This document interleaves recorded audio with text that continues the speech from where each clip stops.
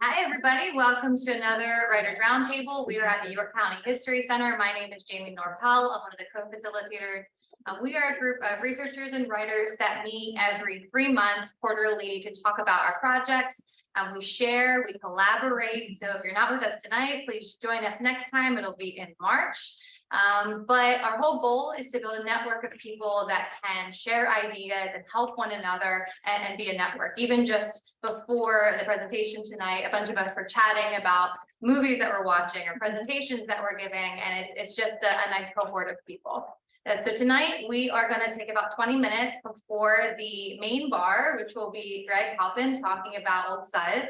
So if you're here to watch Greg, tune back in about 20 minutes around 7:20. At this time, I want to welcome Nicole Smith. She's going to give us an update on the History Center.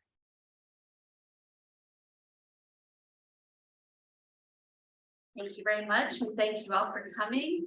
For those of you watching at home, please put any comments you have in the Facebook chat or Zoom chat, Facebook comments. Just a couple of announcements about upcoming programs. Tomorrow is First Friday, which is also Light Up Night downtown. And we're having lantern tours of the Gates House and Plow Tavern. On Sunday is the History Makers Members Holiday Party. So all members or folks that want to be members, come on down for that. Our second Saturday in December speaker is our own Jim McClure, speaking about diversity in the community. Thursday, December 15th, we're having a webinar with Matt Maris of Local History, I don't think that's right, sorry, on canals, stagecoaches, and steam. Please see our website for more information on that. I don't have it all right here. On Sunday, January 4th, South Central Pennsylvania Genealogy Society is having their Share Your Findings open house. Our website is yorkhistorycenter.org. Thank you.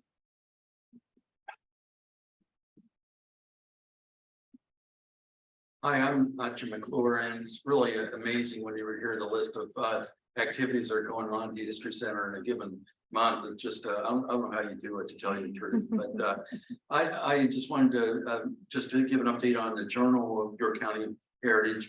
Our deadline just passed, and we need about 5 submissions, for to make a journal, to have a journal, and we had more than 5, and that means that competition's good. It means we have there to be a selection and more of a selection, and so we're glad to see that. So the journal is as popular as ever. This is the this past year's journal that you can get online or here at the History Center.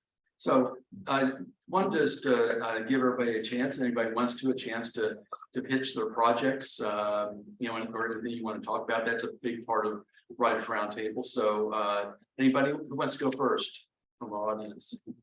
And if you're at home, you can put it in the chat area if you have an event or a presentation or something you'd like to publicize. We have Mr. Resch from West Manheim.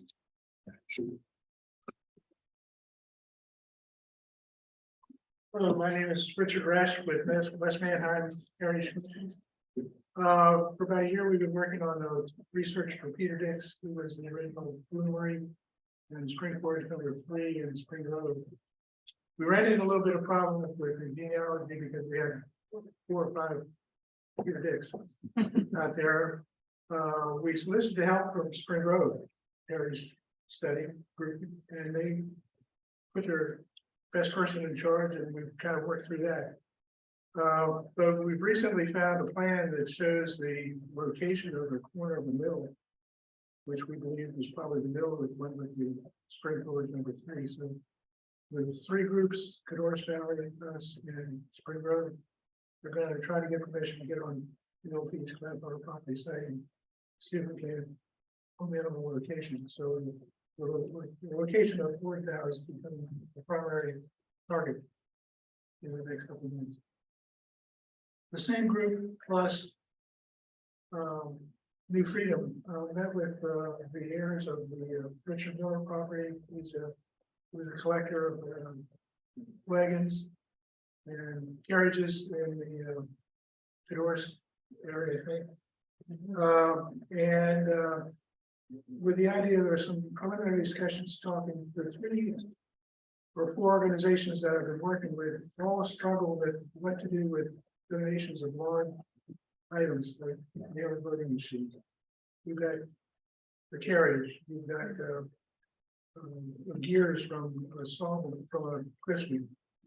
And we're working to see whether we can come up with an idea where we can pool all these large items together at one location. And then in turn for that, he'll advertise, our specific organizations, and we can keep most of us have a room not even this large with all kinds of archive information, papers. And so we're kind of looking at a little mini consortium, see whether there's any common knowledge and ground and get together and look at some options for saving some of the larger artifacts.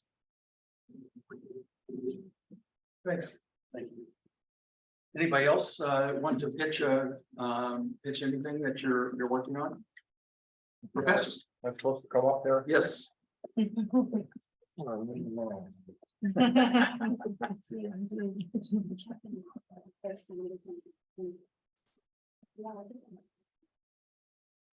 I'm Chris Hurdig, AKA Pastor Professor. Working on a lot of things, helping the Haitian immigrants, slaves, I guess. But I did a presentation for Ollie recently on the Mulling wires. And that went pretty well. I'm finding out more and more about that. I just had my 50th anniversary, high school anniversary. So just where I stopped, Gerardville, the Hibernian house. I saw this guy and I said, where's Joe Lane? There's right there. This great 81-year-old, blue-eyed, energetic man comes out. His dog comes out. His dog's name is Wire. He is Blackjack Kehoe's great grandson. And he worked for 6 years to get his great grandfather, the only part posthumously given in Pennsylvania's history. So he said, let's go over. We drank beer and we talked and showed me around. He's taken over his grandfather's old place. He's been on it for years. It's like a bonsai garden with Japanese, it'll never stop. So I'm doing that. Working on a timeline on the long wires, and I'm finding out new stuff all the time. I'm also doing a presentation coming up on Pinkerton for all of it. And a lot of you don't know about Pinkerton because he was pushed out of the history books, but he was pretty important. I mean, he had more men than the United States Army at one time. And they're still around. They do risk management stuff. They don't do security work per se anymore. But fascinating. I just call Pinkerton with an exclamation. He was, I don't know what else to say. I just about found it.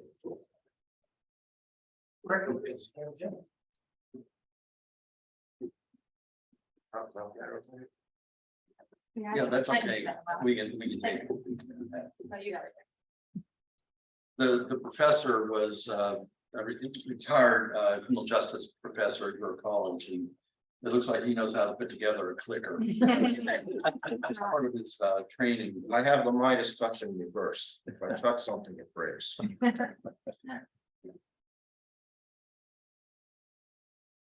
That's a thanks. Yeah. I just wanted to emphasize a couple of things there. Rick Rich was talking about some of the groups that are working together down in West Manheim and the Cadores Valley and so on. And we're seeing more and more of that the local level history groups are working with each other on projects. And you also see that on Facebook where you'll have the Cadores Valley group sharing the spring group stories, or the Newburytown group sharing Goldsboro stories. So you're seeing, groups thinking outside their own borders, which is great because their residents moved outside their borders. They just didn't stay in their borders the whole time. So it's really good to hear collaborations like that. And then the professor Chris Hurdig just talked about Ollie. And just a plug for them, those who are lifelong learning institute at Penn State, they have an awful lot of history courses there as part of seasoned citizens. I think it's about 50 years in age. And I know there's several people in the audience here, and the audience out there taught there. So it's really good if you get their catalog. They have the winter term catalogs out now, and there's various courses in there, history courses in there, just for example. I want to just give a quick plug for the idea of coaching and editing. And I think that this is something that this group can lead on. And, you know, I think that a lot of people think editing, whenever they write something, that they have someone look over it and take care of their punctuation and make sure the words aren't out of order. That they've succeeded their mission. But if you're able to find someone that can actually look at the whole piece and tell you whether it worked or not, whether the headline ties in with the body copy or main point, whether the subheads tie into the headline, whether there's holes in the stories, that is things that you have maybe have omitted or just hadn't thought about, getting another set of eyes on that, a trained set of eyes on that's good. And you might wonder, well, where can I find someone like that? And I think one way to do that is find people who are writing and then work a kind of little barter system with them that you can read. If someone's writing, they're probably going through the same experiences that you are, and see if they'll read your stuff and you can read their stuff, and you work that out. And I know my own little case, Scott Mingus and I have that type of arrangement, and then my son Joe and I have that type of arrangement, and then in hometown history and witnessing York, Jamie, Dommy, and I have similar types of things where we look at each other's content and what we've written and critically, and it always is better when we're done. We were just working on hometown history script a little bit before we started here tonight. And it's amazing how if you get more than one person working on a piece of writing, how much better it is at the end. So I really urge folks, think about editing, think about getting someone to look at your stuff critically, something beyond just looking, make sure your periods are in place and so on. And it'll be so much better in that light. So we're ready for grade here, and let's see, Dommy, you're up.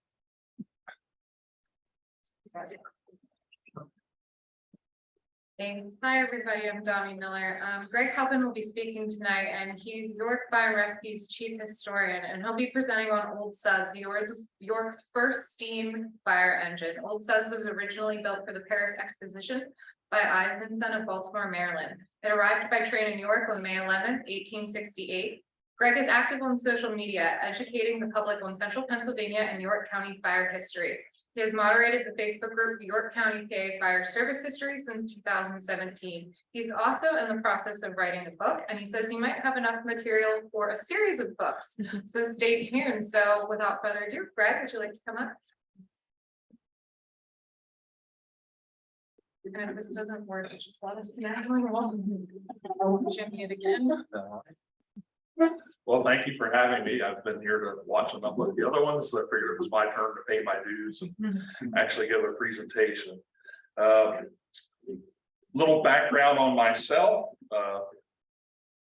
When I was a young lad, I was a junior Dawson at the Gates House and Plow Tavern and the Barnett Bob Log House. So history's always been in my blood.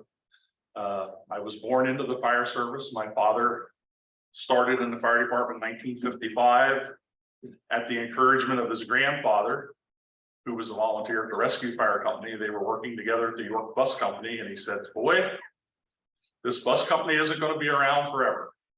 You ought to try one of these city jobs. And he was right, because the York Bus Company kind of went out of service. Fortunately, by then, Dad had tested for both the fire and police department, and fortunately, the fire department called first. So my father, my three brothers, and I all worked in the city fire department at one time. So we do have a bit of background and history in the department. History's always been a big topic for myself. And the fire companies of York did a history book in 1976. And as technology has changed and made information a lot more easier for us to access, I'm finding a lot of stuff that wasn't included in that first book, so my goal is not to replace the 1976 history book, but more to supplement it to give more information that was omitted the first time around. So this topic is actually one of the first ones that I had researched when I got my subscription to newspapers.com. Old Sue's was a steam fire engine from my volunteer fire company, and that's where we'll take off today. So I get the button right here. Okay, there we go. So by the end of the Civil War, there were 5 fire companies in the York area. The Resolution Hose Company was in the first block of South George Street. They would disband by 1868. The Laurel, the Vigilant, and the Union fire companies remained active, and the Goodwill Fire Company #1 of Fryestown operated out of an engine house at 669 East Market Street in what was then Spring Garden Township. That building still stands today. That was a kind of an odd research project. I had a photo of their station. I wanted to go out and see where it used to be, and it's still there. It's somebody's house. So that is a pre-Civil War fire station that's still standing in the city of York. The only other fire company in the entirety of York County was the Hanover Fire Company #1 in Hanover Borough. So as you can tell, organized fire protection was really limited to the urban areas. These fire companies all operated hand-drawn apparatus, which consisted of hose reels and hand-operated pumpers. The Laurel was running with a Rogers and Son pumper, the Big 6, which they purchased used from the Independent Fire Company of Baltimore in 1860. In 1859, the city of Baltimore disbanded their volunteer fire companies in favor of a career fire department and essentially just showed the volunteers the door, so they were selling off their assets. They also had an 1855 hose carriage built by George Rule in Philadelphia, and an 1863 hook and ladder truck that was built by Rudy Brothers here in York. The Big 6 needed 60 men to operate it at its peak efficiency, which became quite a challenge when many of those men were off to the Civil War. The Vigilant was operating an 1855 Agnew hand pumper, which they purchased from Thomas Pito of Philadelphia, and an Agnew hose carriage of about the same vintage. The Union was using an 1856 Rogers and Son hand pumper, as well as an 1856 hose carriage. This is either the Laurel or the Union's hand pumper in the square in York. They were both very similar, and there's not enough detail in the photo for me to figure which of the fire companies it belonged to. The Goodwill Fire Company was using an 1852 hand tub known as the Hornet, which was built by M.J. Gardner in York. And I have a friend from Carlisle who is a fire historian that's done a bit of research into that. And he thinks he's found some information contrary to what we know here in York about it. He believes it was originally built for an earlier fire company and then was then acquired by the Goodwill. So Alexander Moses Latta has the distinction of making the first practical steam fire engine regularly used by a city fire department in America. In 1852, his experimental engine was tested before Cincinnati City Council and proved itself capable of raising steam in just over 4 minutes and spraying water 130 feet. The City Council commissioned Latta to build such an engine for Cincinnati, and the Uncle Joe Ross was named for the councilman who promoted the engine, was delivered in 1853, and it was manned by Cincinnati's newly organized paid fire department, which replaced the city volunteers. Throughout the larger cities, steam fire engines and municipal fire departments were beginning to place with large volunteer fire companies. Governments had grown weary of the fighting amongst the volunteer firemen, the rowdiness and the competition, and with the advent of a mechanized pump to move water, much less personnel were needed to fight the fires. The volunteer companies were initially hesitant to adopt steam fire engine technology as they were seeing that it was eliminating the volunteer fire companies in the big cities. Slowly, they began to realize that the steam fire engine would make them a bit more productive, that they didn't have to tie up 60 men just to operate a pump. They could put those men to other uses fighting the fires. In the early part of 1868, the Laurel Fire Company proposed to the state legislature to have a special election for the purpose of making a loan of $6,000 to be raised by special taxation for the purchase of a steam fire engine. The Vigilant Fire Company, which was the Laurel's rival, upon hearing of the action, asked the Laurel to jointly request $10,000 for the purchase of 2 steamers, 1 for each of the fire companies. The bill was approved and a special election was held on Saturday, April 4th, 1868. The proposition was defeated by 173 votes, 740 for the loan and 913 against the loan. The districts of the Vigilant Fire Company defeated the motion by 327 to 9. The Vigilant Fire Company apparently had rigged the election. At a meeting of the Laurel, the largest ever held by the company, a stirring speech was made by President Erastus H. Weiser, Esquire, advising the members to remain calm and all would be well. The Laurel was undeterred by the Vigilant's apparent attempt to stop them from acquiring a steam fire engine and went to work to raise funds for the purchase of a steam engine, raising, and this figure just astounds me to this day, they raised over $4,000 in 3 weeks in 1868. That's a pretty significant sum of money in those days. The race was on to bring a steam fire engine to New York. In Baltimore, Maryland, a machinist by the name of William M. Ives was building fire apparatus for the Baltimore Fire Department and other departments in the region. Ives was also a public servant, raising money for the poor in the city's 5th Ward and also serving as a school commissioner. Ives also served as a director for the Maryland Institute for the Promotion of the Mechanical Arts. Ives' obvious interest in machinery resulted in his involvement with the exhibition committee for the Maryland Institute, which showed the latest innovations to the public as a fundraiser for the Institute.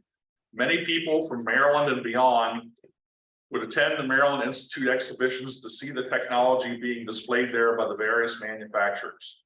In 1864, Ives, under the business name of William M. Ives and Son, started the manufacture of steam fire engines, building the first steam fire engine for the Baltimore Fire Department.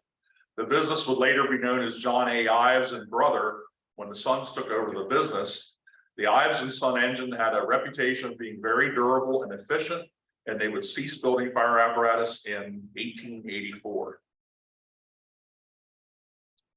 In 1867, Ives and Sons started the production of a steam fire engine that they intended to display at the Paris exhibition in France, where a number of American manufacturers were invited to show off American technology. For reasons not yet determined, the steamer did not make it to Paris. Instead, Ives and Son ended up displaying the steam engine at the 20th annual Maryland Institute exhibition, beginning on Monday evening, October 15, 1867, and continuing for 4 weeks.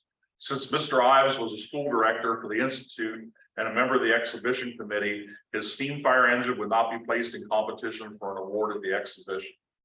That Paris exhibition notation we've known about for years, and that was what really got me researching this was, did it ever make it to Paris? And if it didn't make it to Paris, why?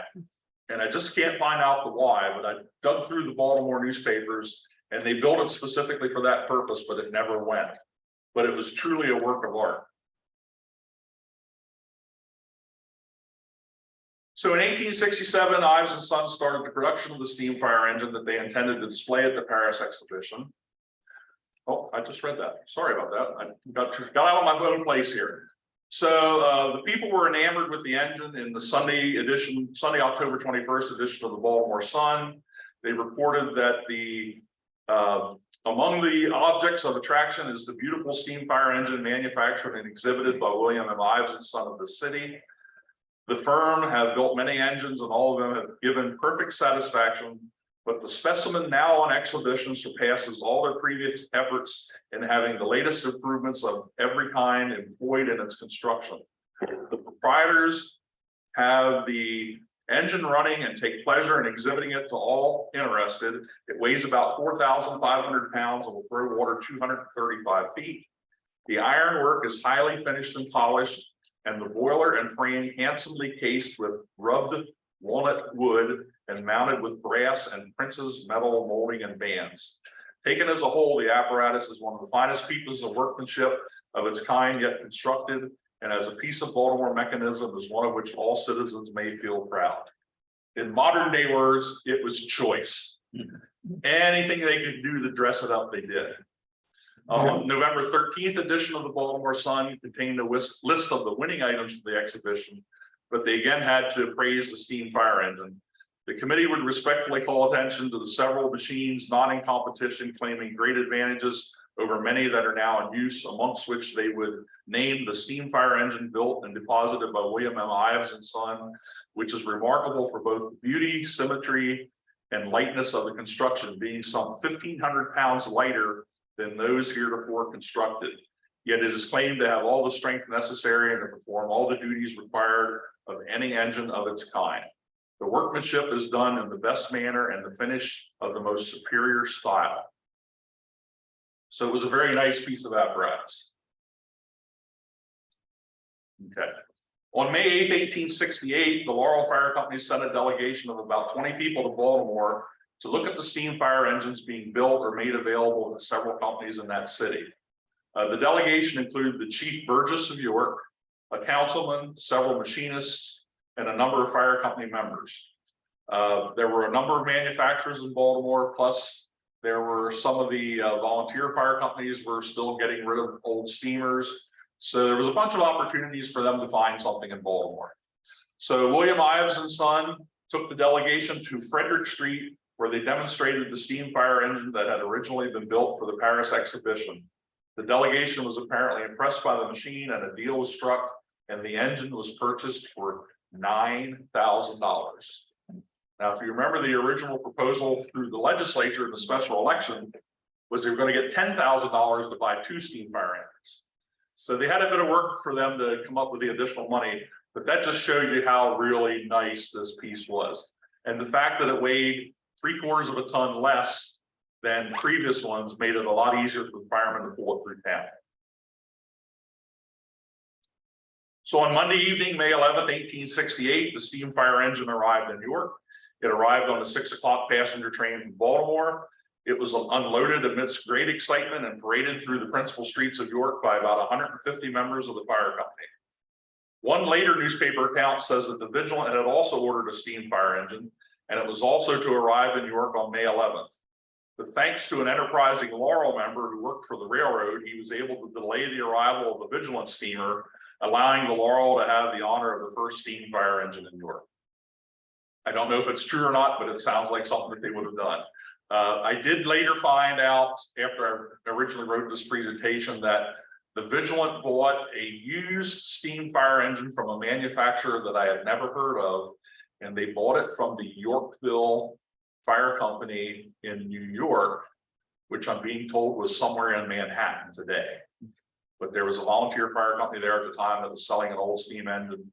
The Vigilant bought it. It did eventually make it to York, but it was in such rough a condition that they weren't able to use it as a fire engine. So the steamer here, nicknamed Old Sue's, its arrival created a new life in the fire company. Old Sue's replaced the Big 6 hand-operated pumper.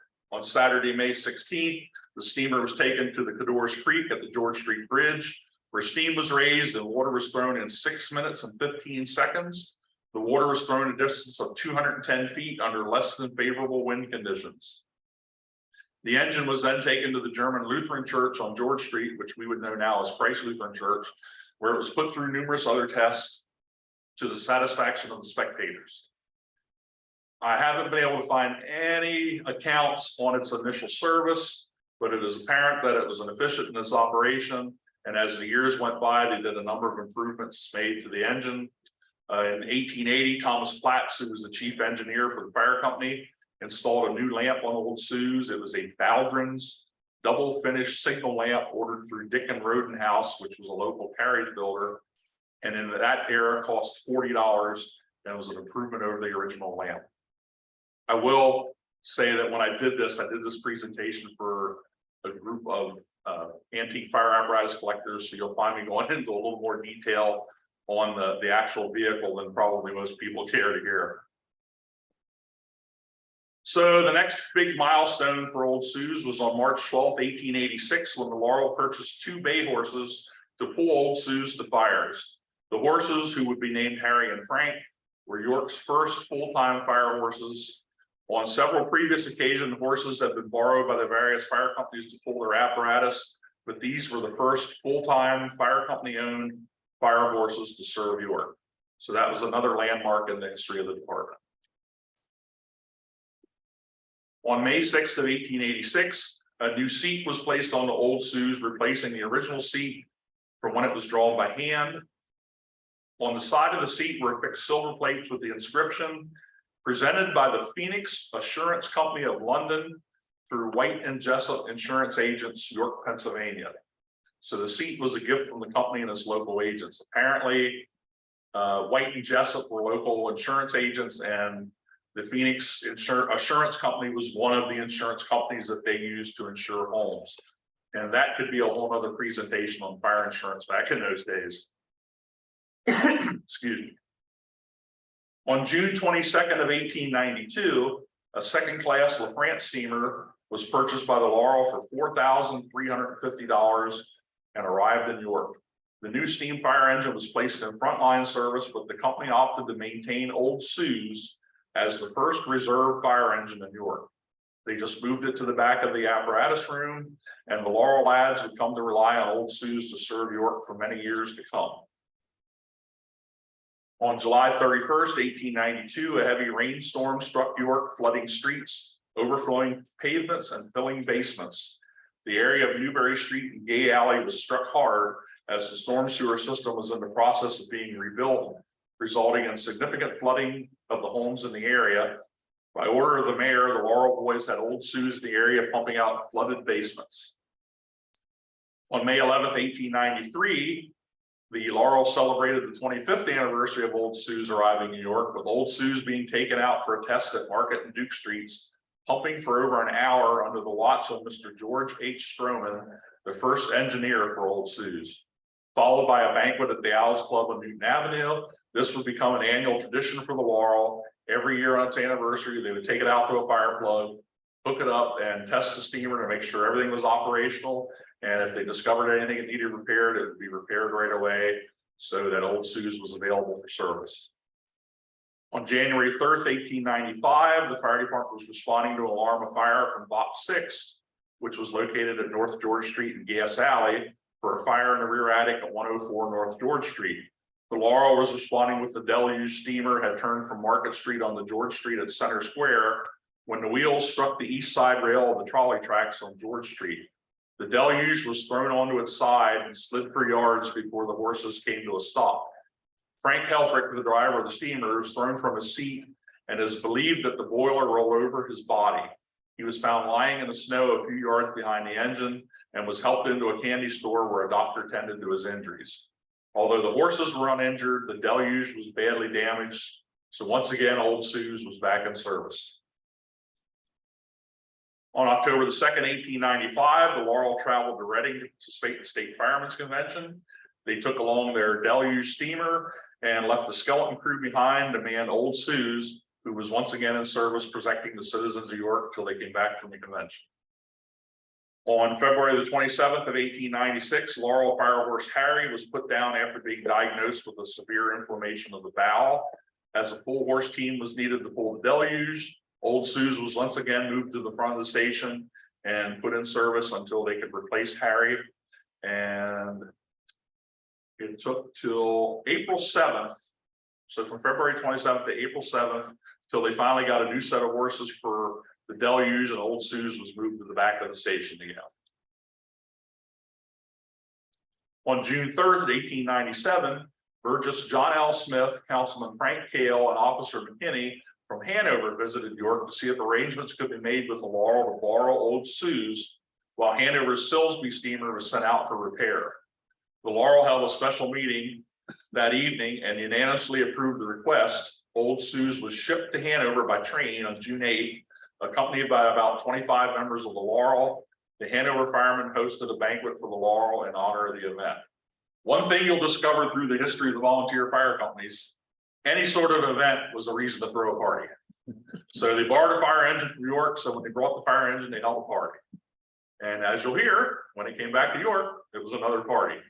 Old Sue's was returned to York by the Hanover firemen on September 24th, 1897, accompanied by the Hanover firemen and the Hanover band, arriving at the Western Maryland Railroad Depot a few minutes after 6 p.m. Even though there was a pouring rain, the firemen paraded through the streets of York with Old Sue's, giving her a grand return home. And after addresses at the Laurel Engine House, the firemen gathered at the Owls Club on Newton Avenue for a celebration. So a party when it left and a party when it returned. In July of 1899, the Laurel sent Old Sue's to the Pennsylvania Agricultural Works on North George Street to be overhauled for the Civic Day Parade during York County's sesquicentennial celebration. The August 5th newspaper reported that Old Sue's had the wheels rebound, the sleeves readjusted, the mountings burnished, and the woodwork repainted and varnished. The mechanism of the entire engine was put in first-class working order just for a parade. On May 26th of 1900, a delegation from Red Lion visited York to consult with the Laurel about the feasibility of borrowing Old Sue's while their steam fire engine was sent out for repairs. Unfortunately, the newspaper never followed up, so I never found out if the Red Lion Fire Company borrowed Old Sue's or not. On May 20th, 1916, the Laurel acquired a Boyd combination chemical and hose truck, replacing the horse-drawn 1897 Holloway chemical and hose wagon. Motor-driven fire apparatus had arrived at the Laurel. The steamer would remain in service, pulled by horses, for 2 more years. In 1918, York purchased 2 American France Type 12 pumpers, 1 each for the Laurel and Union fire companies. As part of the purchase, the Laurel and Union steam fire engines were taken as trade-ins for the new motor-driven pumpers. The Laurel's engine arrived on February 25th. Fortunately, Old Sue's was still owned by the Laurel and was kept as a treasured artifact from the horse-drawn era. The company was now fully motorized and Old Sue's was now completely retired. In 1924, as the membership of the Laurel continued to evolve, there were fewer and fewer members with an emotional connection to Old Sue's, many having passed away since she arrived almost 60 years prior. In a rather heated discussion at a fire company meeting, a rather divided crowd debated whether to keep Old Sue's or whether to get rid of her. Sadly, on November 3rd and 4th, 1924, the newspapers reported that Old Sue's was sold to a local junk dealer for scrap, an end not befitting an engine that provided service to York for 50 years. We do not have an example of a York steam fire engine left in York from the York City. And it just burns me up that in 1924, they sold it for scrap, as nice as that engine was when they bought it. And unfortunately, that's the end of the story of Old Sue's. 1868 to 1924.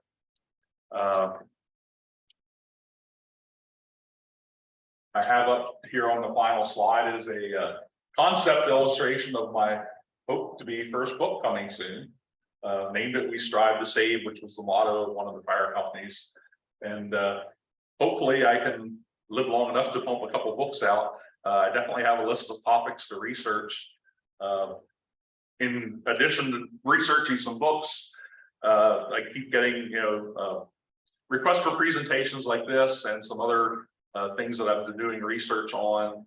My big project that I'm working on in the moment is I'm trying to compile as complete as possible roster of people that work for the fire department in York.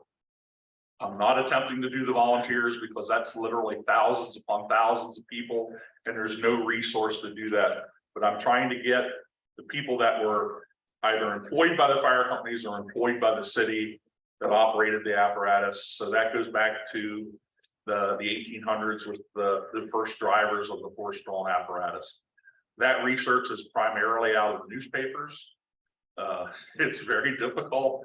And as I get each driver, I'm trying to get date of birth, date of death, on Find a Grave where his final burial was. Some of them are easy. When you get a George Miller, and there's 30 George Millers in that era, it's very difficult to research, but I continue to work on that project as well as any other special projects that come up. And that's where I'm at the moment. Any questions? I have one on the big 6 pumper. You say it took 60 men to Yes. operate it. Is there a sequence that they use to like continuously change over? Yes, So yes. they- As the men would get tired out, they could drop off and somebody else would get their Okay. spot. But you had to be good because they didn't stop pumping to do that. Yeah, The big 6 basically had they pumped it this way. So you Yeah. know, one side's going up while the other side, but each side had two sets of handles. So there'd be 15 inch the bottom handle on one side, 15 on the bottom handle on the other okay. side. And then on top of the pumper were planks that folded out, that you put another 15 men standing up on these planks on top of the pumper, Okay, working the upper handles. yeah. So it's literally these 60 guys are, and I mean, they're pumping her, you know, pretty vigorously. Yeah. So if somebody got tired, number one is they had to be able to step out of line without getting whacked by the handles. Yeah. And then whoever's coming in's got to be able to sink themselves to get onto those handles, because they're not slowing down to do Yeah. that. Because they're not, you know, they're not all switching out at one time. I would love to see, I mean, obviously we didn't have film back then, but I Right. would love to see how they did that. Are there any like fire museums around that have one of those that give demonstrations? The rescue fire company in Dallastown has a pumper that's very similar, has the really long Okay. rods for 60 guys to work it. I don't know if their pumper's functional or not. I know they just recently restored it. It's in beautiful condition. It used to be in the York County Fire Museum, but it's now up at their fire station. I don't know if they actually operate it or not. But there are old pumpers like that that do get operated at some of the fire musters throughout the country. Right. Neat. The really nice is there was a Eagle Scout who took as a project to recreate one of those smaller York hand pumpers that's in the fire museum out here in York. And it was the one that I showed you at the beginning, the Hornet. Mhm. So the fire museum has the Hornet, and then they have the Hornet 2, which is a modern recreation that they do use, especially for kids, to get them to feel how the old time firemen used those hand pumpers to pump water to fires. And it's fully functional, and it was Yeah. built by an Eagle Scout and his dad and donated to the museum. Great. So Greg, those pumpers are smaller. Yes. Yeah, the early pumpers, if you took this podium and turned it on its side, and put four wheels on it, that'd be about the size of the early pumpers. Now, Big Six was obviously bigger than that, but the Hornet, which was the one from the Goodwill, will actually probably be smaller than this podium. And that was all fed by a bucket brigade pouring water into the tank, Right. and then the guys on the pump using the pump to pump the water from the tank through a nozzle onto the fire. The next development was developing suction engines Mhm. where they could draw the water from a pond, or they would dig a hole in the street and get down to the water line, which were wood at the time, Right. cut a hole in the wooden water line, let the hole fill up with water and draw it out of the hole by suction. In your years I'm sure this will be in your book, but in your years of fighting fires in York, what's the most memorable? Either in a bad way or a good way. Well, memorable in my mind as something that I was experienced, and memorable through the years would probably be two different topics. From my research, I think one of the more memorable fires from years ago was the Pennsylvania Agricultural Works down on George Street, where they had a pretty significant fire. And this is back in the era of the steam fire engines. It's the only fire that I've been able to document where a steam fire engine came to York by train to help with the fire. What we would today call a mayor, he was, I guess, the Burgess at the time, didn't think that our company was going to be able to handle the fire. So he got the railroad to telegraph Columbia and asked Columbia to send the fire company over, and Columbia sent a steamer over. By the time they got here, the fire was under control, but they still unloaded from the train, hooked up to the hydrant on North Street across from the railroad station, and did pump water onto the fire. So that's the only known time that someone came to York by train to help with a fire.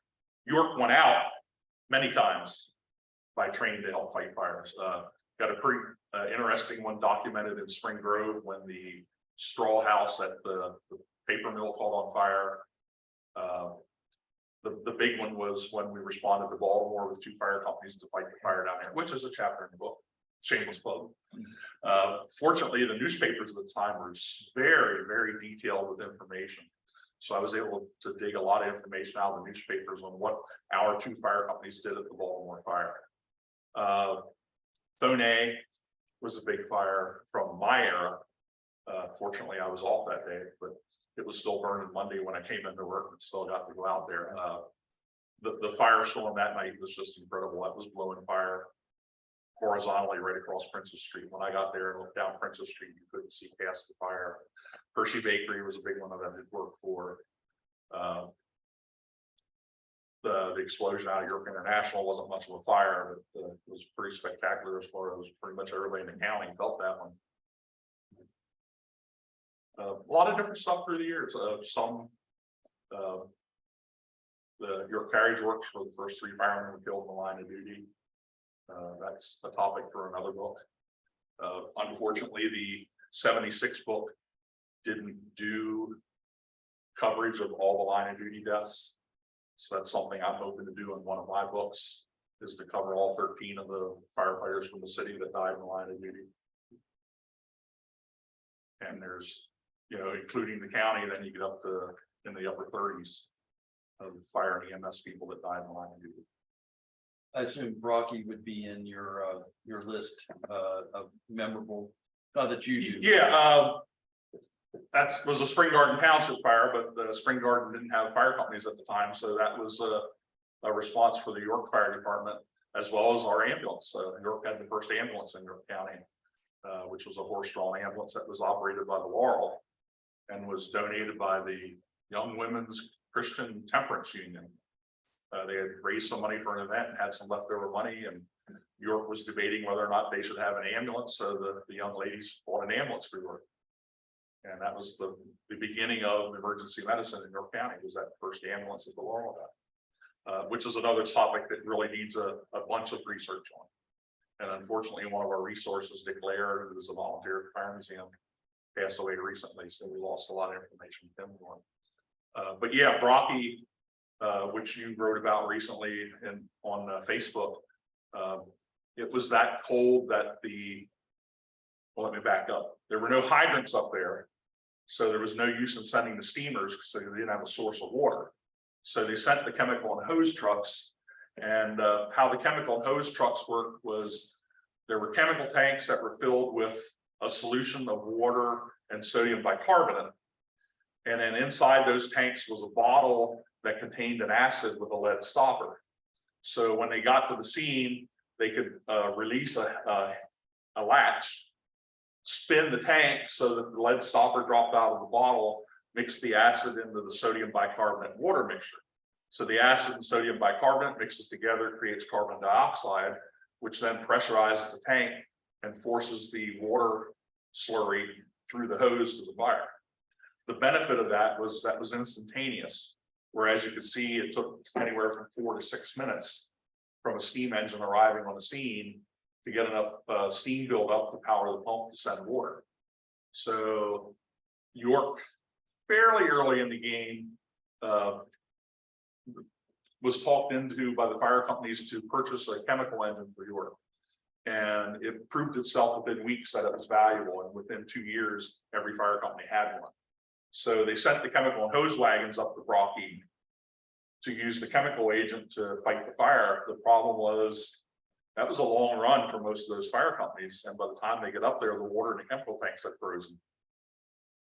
So they literally had to build a fire under the chemical wagon to melt the water in the chemical tanks so they can mix the acid in with it and get the carbon dioxide build up to force the water through the hose.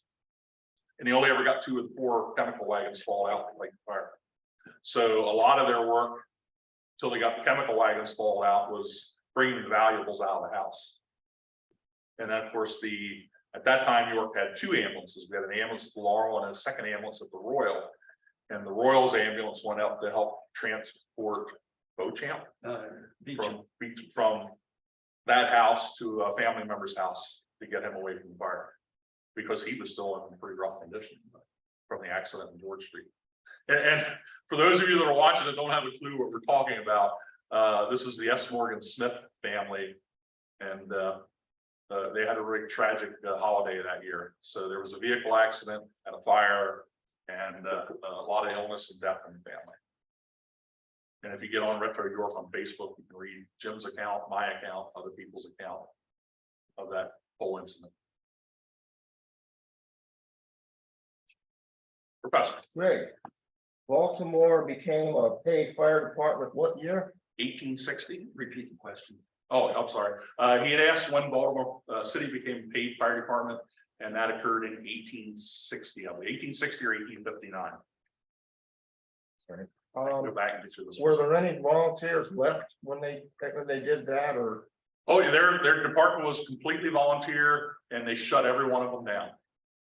In some There was a cases, complete switch over. yep, complete switch over. In some cases, they actually purchased the fire stations from the volunteers to put the career firemen in. Wow. And there's actually one or two of those old volunteer fire stations still standing in Baltimore. So on my to-do list to get down there sometime and look at them. One of them's an apartment building not too far from the Inner Harbor. And if you don't know what you're looking for, you'll never know. It's a volunteer firehouse at one time. Kind of like 669 East Market, which I think is marked as 671 now. But if you go out there and look at that building, if you not know what you're looking for, you're never gonna say, oh, that's an old firehouse. Because the facade of it has been changed quite a bit. Any other questions? Anything coming in from online? Or did I dazzle them with my brilliance? Thank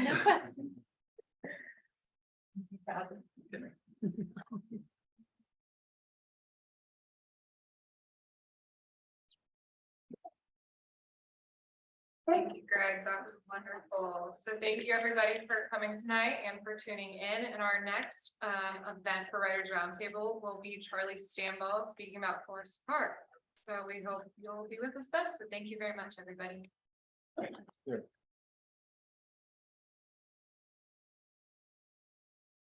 Bravo. Thanks, Greg. Oh, good. That was fantastic.